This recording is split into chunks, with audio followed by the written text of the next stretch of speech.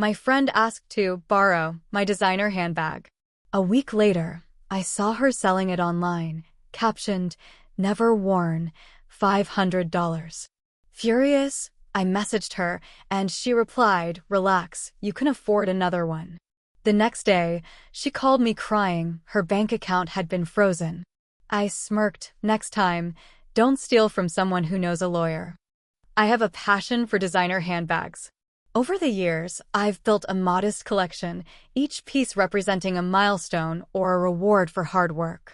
Among them, my Louis Vuitton Speedy was a favorite, a classic design that I'd saved for months to purchase.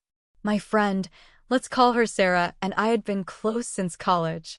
We shared many interests, including a love for fashion. Sarah often admired my handbag collection, sometimes joking about borrowing one for special occasions. One day, Sarah approached me with a request. She had an important event coming up and wanted to make a good impression. She asked if she could borrow my Louis Vuitton Speedy for the occasion. Trusting our friendship, I agreed, believing she'd take good care of it and return it promptly. A week passed, and Sarah hadn't returned the bag. I assumed she was busy and decided to wait a bit longer before bringing it up. Then, while scrolling through social media, I stumbled upon a listing that caught my eye. It was my Louis Vuitton Speedy, posted for sale with the caption, "Never worn, $500." I was in disbelief. I immediately contacted Sarah, asking about the listing. Her response was dismissive. "Relax, you can afford another one." I was stunned by her audacity and lack of remorse. Determined to address the situation, I reached out to my cousin, a lawyer, and explained what had happened. We discussed the legal implications of Sarah's actions and decided on a course of action. The next day, Sarah called me in tears. Her bank account had been frozen due to legal proceedings initiated against her. She was panicked and didn't know what to do. I told her calmly, "Next time, don't steal from someone who knows a lawyer." This experience taught me a valuable lesson about trust and the importance of standing up for oneself. It was a painful ordeal, but it reinforced the significance of protecting one's belongings and not allowing others to take advantage of kindness. Sarah didn't take my warning seriously. Even after her account got frozen, she kept trying to play the victim. She messaged me 3 times that night, crying about how she couldn't pay rent and how I was ruining her life over a stupid purse. Her words, not mine. The next morning, she showed up at my job. I work at a mid-sized law firm in downtown Chicago.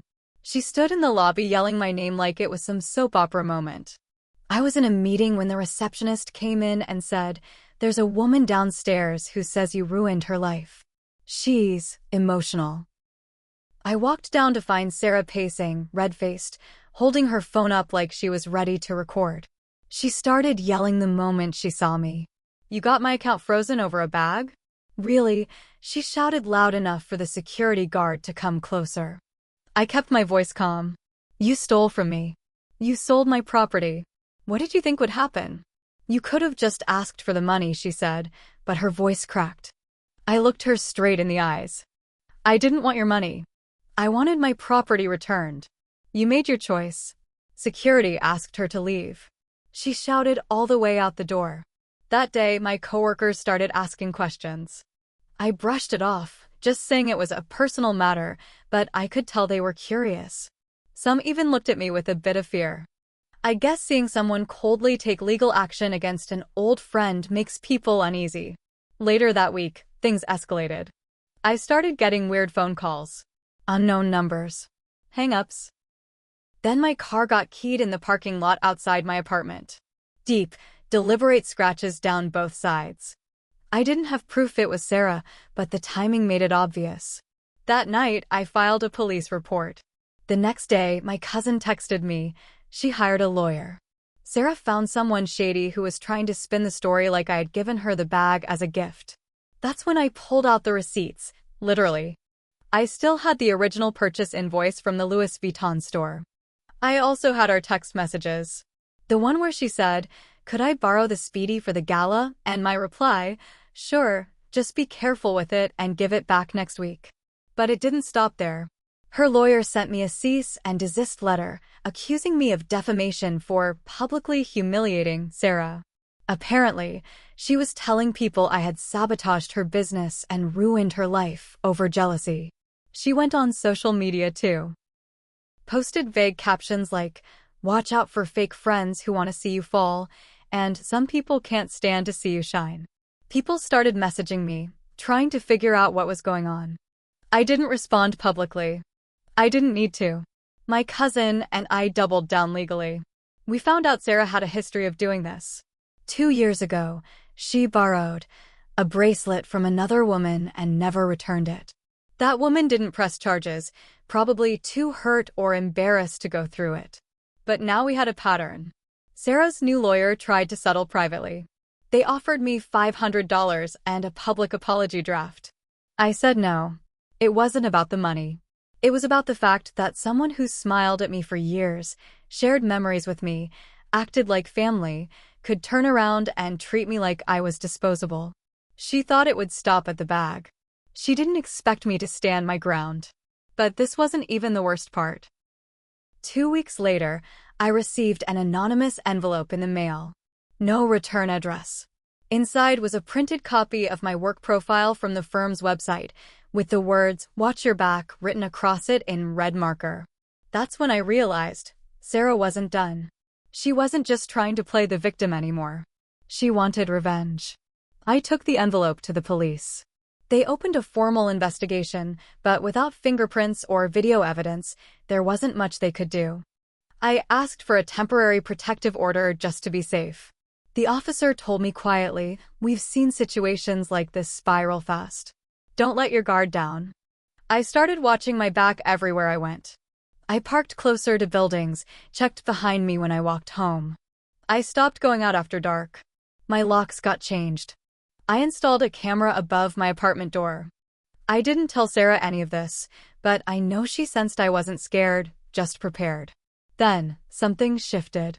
One of Sarah's old friends, someone I hadn't spoken to in years, DM'd me out of the blue.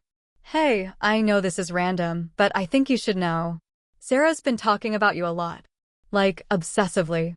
And she said something last weekend that really freaked me out." I replied instantly. "What did she say?" "She was drunk, and she kept saying, she'll learn what it feels like to lose everything."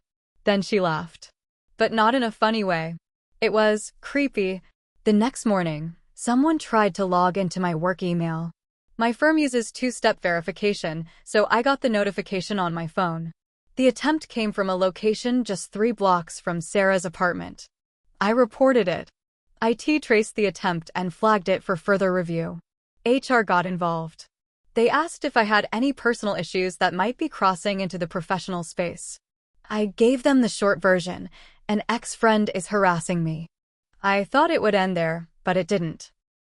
That Friday, an email went out to my department with an attached screenshot of texts that looked like they were from me.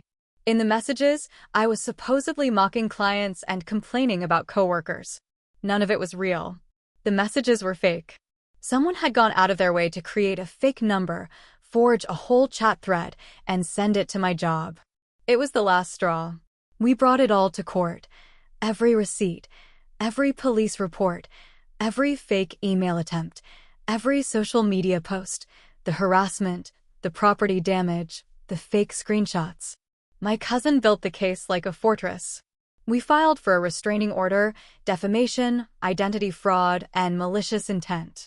Here's the twist that no one expected, not even me. Right before the court date, Sarah disappeared. She stopped posting. Her apartment was empty. Her number disconnected. Even her shady lawyer couldn't get in touch with her. It was like she just vanished. I figured she was just trying to avoid the lawsuit. Maybe she skipped town to hide out or buy time. But then one of her ex-boyfriends reached out. He was a bartender she used to date, and he'd been dragged into her chaos more than once. He sent me a message that made my stomach flip. I don't know where she went, but she was saying weird stuff the last time I saw her. Like, if I can't win, I'll make sure she loses everything too. And then she said, there are other ways to ruin a person. A week later, my landlord called. Someone had filed an anonymous complaint claiming I was running an illegal business out of my apartment. I spent hours clearing my name, explaining the false claim, showing documents. The landlord apologized, but said, whoever did this knew exactly how to make it sound real. It wasn't over. Whatever Sarah had planned, she wasn't finished. She had gone underground. But she was still playing the game. And the scary part? She was getting smarter. I didn't sleep much after that. Every noise outside felt louder. Every strange email, every call from an unknown number made my skin crawl. I was living like I was in a thriller, except it wasn't a movie.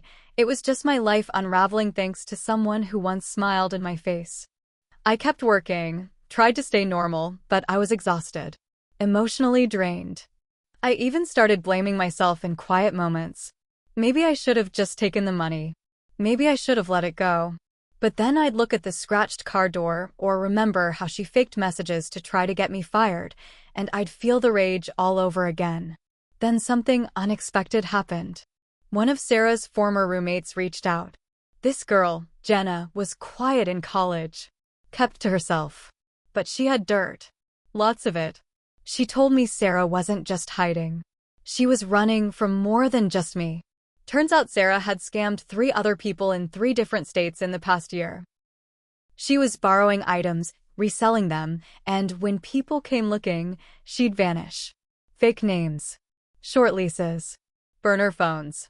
She had a whole system. And then Jenna dropped the bomb. She's staying with her cousin in Phoenix. Name's Elise. I saw her in a photo 2 days ago. I sent the info to my cousin. We contacted local authorities in Arizona and pushed the court order forward. My cousin filed an interstate motion to extend the legal case to Arizona. It worked. 2 weeks later, I got the call. They found Sarah. She'd been using a fake ID, working at a boutique, acting like she was someone else entirely. But when they arrested her, they found my stolen bag, still in her closet, used, stained, with gum stuck inside. I didn't know whether to laugh or scream. When it went to court, she tried to cry again. Said she was under stress, said it was all a misunderstanding. She blamed me. Blamed the system. Blamed everyone but herself. But the judge wasn't buying it. She was charged with theft, fraud, harassment, and violating a protective order. She had to pay fines, legal fees, restitution. Her record was now permanent. And she couldn't run this time. They froze her accounts, seized her phone and laptop. Everything she built through lies was taken down brick by brick. And me? I walked out of that courtroom with my head high. Not because I won, but because I didn't let someone like her walk all over me. But here's the part one haven't told anyone. When she first asked to borrow the bag, I hesitated. There was a voice in my head, small but real, that said don't do it. I ignored it. I wanted to believe people were better than they were. That's on me. That's where I messed up. I gave too much trust. I wanted to be a good friend so badly, I ignored every red flag Sarah had ever thrown. That's a mistake I'll never make again. So yeah, maybe I messed up. But she took that mistake and tried to burn my whole life down with it. In the end, I didn't just get my revenge. I got justice. The real kind. The kind that sticks. She lost everything. And me? I got my peace back.